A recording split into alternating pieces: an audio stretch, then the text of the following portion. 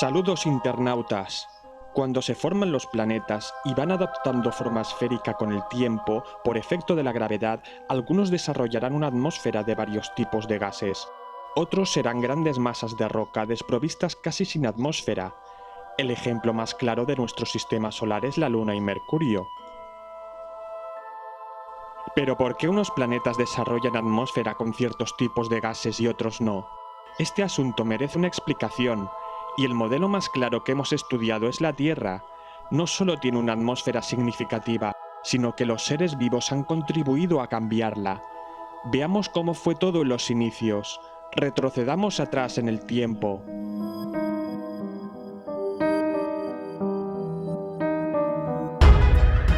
Hace 4.500 millones de años, la Tierra era una bola de magma. Gran cantidad de meteoritos impactaban contra la superficie, pero el planeta poco a poco se iba enfriando. Aquí estamos, en la Tierra primigenia y cálida, rodeada de gases como el hidrógeno y el helio, que son los que más abundan en el universo y de los que está compuesto el Sol. Pero la gravedad de la Tierra es demasiado débil para retener gases nobles y se fueron escapando al espacio.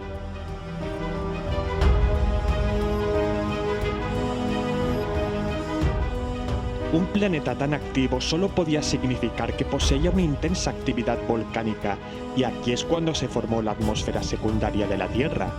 Los volcanes expulsaban gases tóxicos, gran cantidad de dióxido de carbono, nitrógeno, monóxido de carbono, vapor de agua y gases sulfurosos. El dióxido de carbono es un gas efecto invernadero que no necesita una gravedad intensa para ser retenido, así que la atmósfera de la Tierra se fue estabilizando y mantuvo su calor, hasta que el vapor de agua procedente de los volcanes formó las nubes. El dióxido de carbono se juntó con el vapor de agua formando ácido carbónico y cayó a la Tierra en forma de lluvia.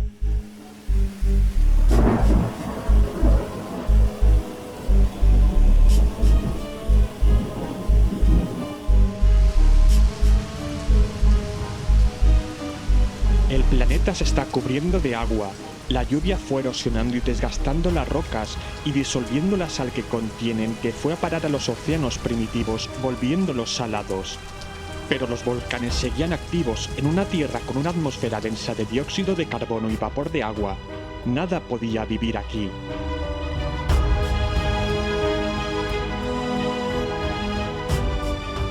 Pero mira esto, cometas. Gigantescas bolas de nieve y polvo repletas de compuestos orgánicos y agua impactaron contra la Tierra durante millones de años, llenando el planeta de océanos. Al tiempo, los volcanes y la lluvia fueron formando una atmósfera de gases tóxicos para nosotros y mares salados, un proceso que duró millones de años.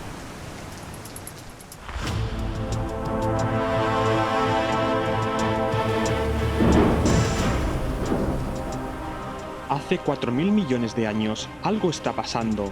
Los primeros microorganismos se están adaptando a un ambiente rico en dióxido de carbono.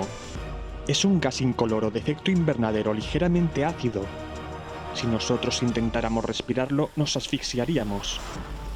Se están creando microbios que aprovechan cualquier tipo de fuente de energía disponible que le ofrece el medio.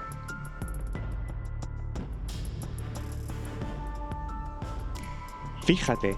Bacterias procariotas que se alimentan principalmente de dióxido de carbono, agua y sales minerales, y generan metano.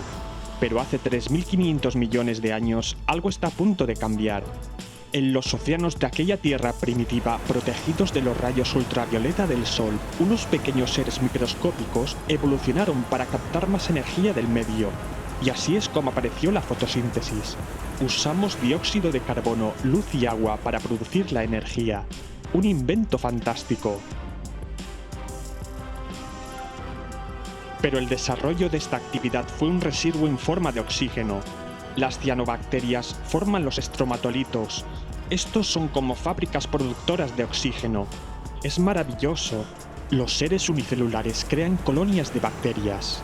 Así la Tierra, con el paso de los años, se fue haciendo cada vez más tóxica.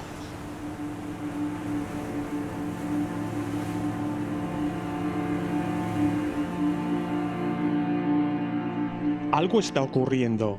formación de carbonatos minerales y bacterias van reduciendo el dióxido de carbono atmosférico y el planeta se fue enfriando poco a poco. Con la desaparición de otros gases quedó como principal el nitrógeno, que es un gas inerte que no reacciona con facilidad.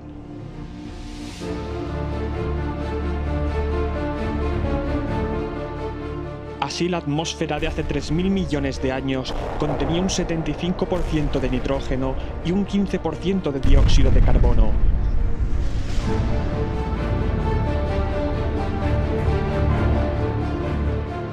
Hace 2.400 millones de años ocurrió lo que se llama la Gran Oxidación. Los organismos anaerobios que vivían del dióxido de carbono fueron poco a poco envenenados, víctimas de su propia actividad durante millones de años, de sus desechos al ambiente de oxígeno molecular. Fue una extinción lenta, silenciosa, sin testigos, un envenenamiento global que hoy podemos reconocer en unas cuantas rocas.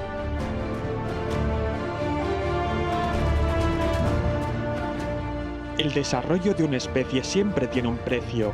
Había que adaptarse o morir. En un ambiente cada vez más tóxico, los seres aprendieron poco a poco a respirar ese gas que hoy llamamos oxígeno.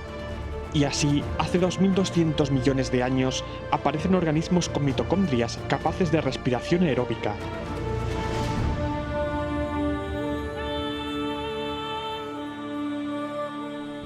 El oxígeno es un gas reactivo, y algunos organismos están cambiando su biología para poder aprovecharlo.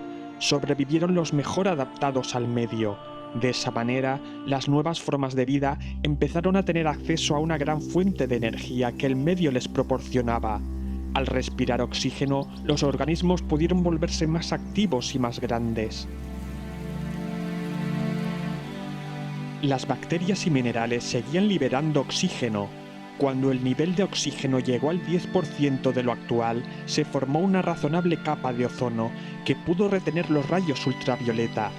Los seres vivos ya podían vivir en tierra firme, sin peligro a que su ADN fuera dañado por el sol.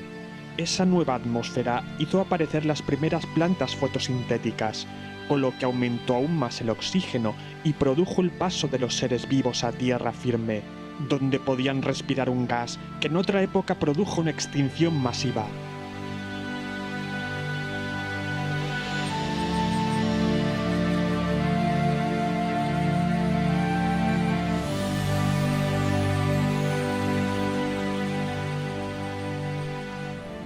Adaptación, evolución y cambio, así funciona todo en el universo, hasta que llegamos al 78% de nitrógeno y un 21% de oxígeno y otros gases sulfurosos y metano de nuestras actividades. Así que, como veis, prácticamente todos los gases de la atmósfera actual salieron del interior de la Tierra, los minerales terrestres y los seres vivos han contribuido a cambiarla significativamente adaptándose al entorno. Es realmente extraño que un planeta tenga tanto oxígeno como el nuestro. El oxígeno es un gas muy reactivo y se combina fácilmente con otras moléculas para formar otros gases. No es como el metano, el nitrógeno o el helio, que pueden existir sin combinarse. El oxígeno debe generarse constantemente y se produce principalmente por procesos biológicos, como fotodisociación, por hielo de agua y en menor medida por los volcanes. Por lo tanto, si un día descubrimos un planeta que tiene mucho oxígeno, es evidente que se ha producido debido a la actividad de vida. Por eso, al escanear las atmósferas de otros planetas, nos da indicios de lo que puede suceder allí. Los seres vivos siempre contribuyen a cambiarla. El metano que produce muchos microorganismos al obtener energía y el oxígeno pueden ser también claros indicios de actividad de seres vivos.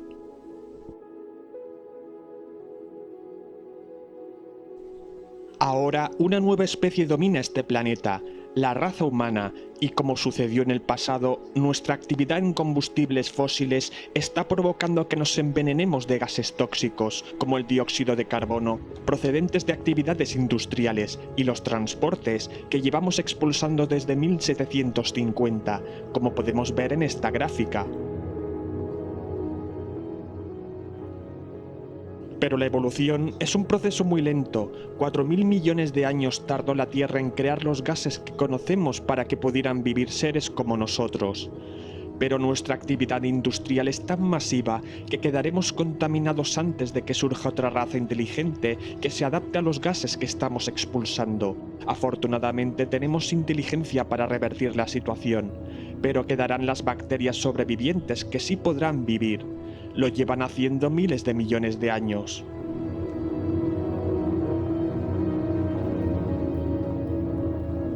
La atmósfera terrestre tiene 5 capas.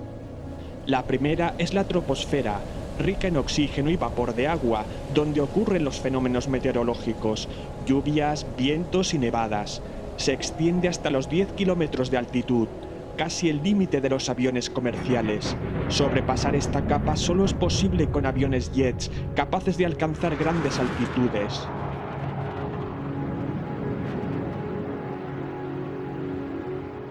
Ahora estamos en la segunda capa, que es la estratosfera. Se extiende desde los 10 hasta los 50 kilómetros de altitud. Un lugar seco y sin fenómenos meteorológicos. Los aviones no pueden llegar hasta su límite porque no hay aire suficiente para sostenerlos, pero sí los globos aerostáticos. Le sigue la mesosfera, desde los 50 hasta los 80 kilómetros. Es donde se desintegran la mayoría de meteoros y donde se ven las estrellas fugaces.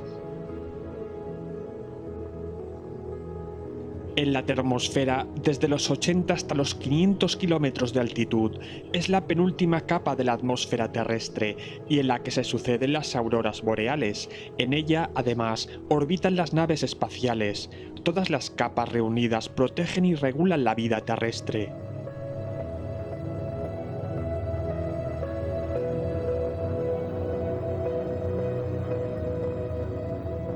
La última capa, más allá de los 500 kilómetros, es la exosfera, y es tan tenue que se puede considerar prácticamente el vacío, pero se cree que se extiende hacia la Luna.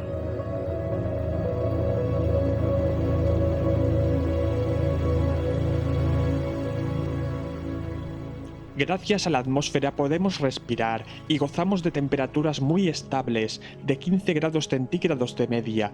De no ser por la atmósfera terrestre, la temperatura bajaría a 22 grados bajo cero de media.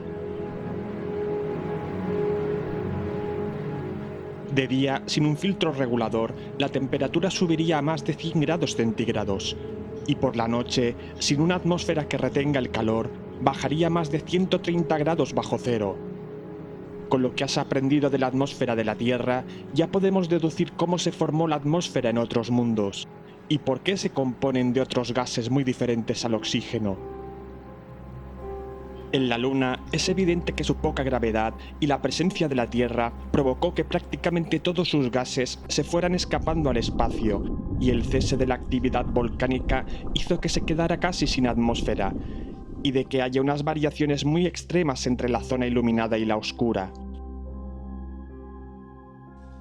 Venus empezó como la Tierra, una gran bola de magma, actividad volcánica, cometas y meteoritos. Inmensos océanos cubrieron su superficie un tiempo, pero al estar más cerca del Sol, el planeta no se enfrió y siguió acumulando más y más atmósfera de los volcanes y procesos químicos del interior. Como aprendimos en la atmósfera de la Tierra, sabemos que los volcanes expulsan mucho CO2, y en este caso no hubo bacterias ni minerales que regularan la actividad atmosférica. Así que el resultado fue una atmósfera de dióxido de carbono 90 veces más de lo normal, con un gran efecto invernadero, que hizo subir su temperatura a 480 grados centígrados y evaporó completamente los océanos. La Tierra puede acabar como Venus si seguimos liberando gases efecto invernadero. Mercurio es un planeta muy pequeño. Su poca gravedad y su cercanía al Sol, al igual que la Luna, fue despojado de casi toda su atmósfera debido a la actividad solar. El planeta Marte tiene casi la totalidad del planeta repleto de una delgada capa de dióxido de carbono, nitrógeno con trazas de argón, aunque también con algo de oxígeno y metano, que merece un análisis en profundidad. Es evidente que el pasado de Marte, al igual que la Tierra, estuvo repleto de océanos, con grandes volcanes que expulsaban todo tipo de gases, en los que prevaleció el CO2. Hubo un tiempo que Marte se parecía a la Tierra, con una atmósfera densa, ríos y lagos, y podía haber prosperado la vida.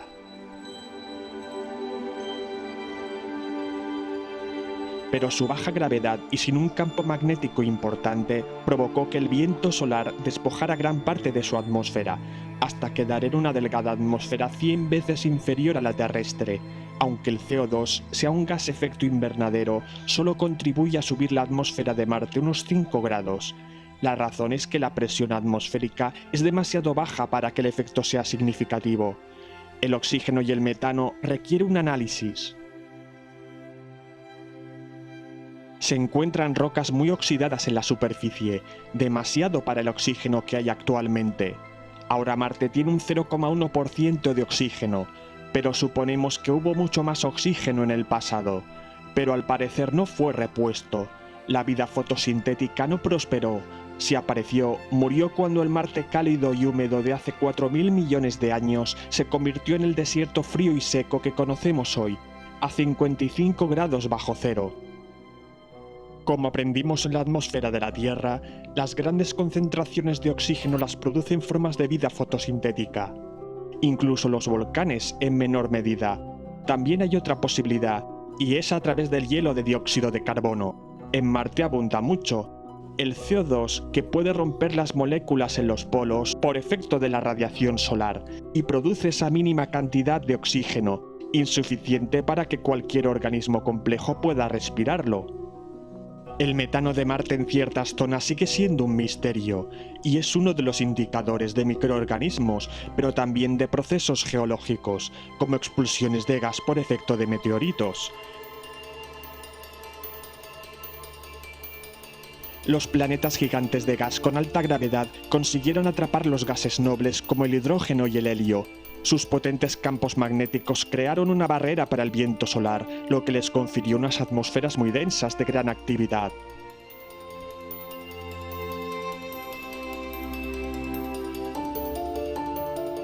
Como habéis visto en la formación de la atmósfera de un planeta, es un proceso complejo y depende de muchos factores circunstanciales. El tamaño del planeta es importante, pero también lo es su cercanía al Sol, el campo magnético, los minerales que lo componen, su actividad interna y si existen seres vivos que tienden con el tiempo a cambiar sus gases. Cuando respiramos oxígeno, pensad que este gas en su día fue tóxico para otras formas de vida. Nuestra biología se ha adaptado a este planeta, y en nuestra mano está en cuidarlo y protegerlo, porque os aseguro que ni en 1000 millones de mundos esparcidos por el universo será casi imposible encontrar un planeta exactamente igual que el nuestro. Somos hijos de la Tierra.